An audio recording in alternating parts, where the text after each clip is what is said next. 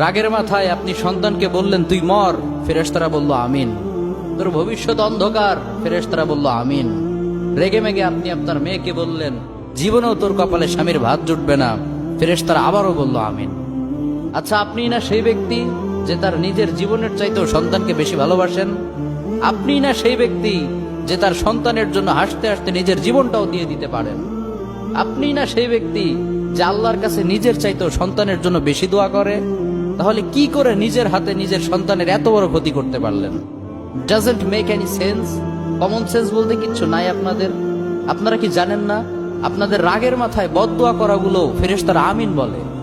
দাওয়াতুল ওয়ালিদ আলা ওয়ালাদিহ, বাবা মা তার সন্তানের জন্য যেই দোয়া করে সেটা ভালো হোক কিংবা বদদোয়া হোক, আল্লাহ সেটাই কবুল করে নেয়। এজন্য খবরদার, নেভার কার্স ইউর চিলড্রেন।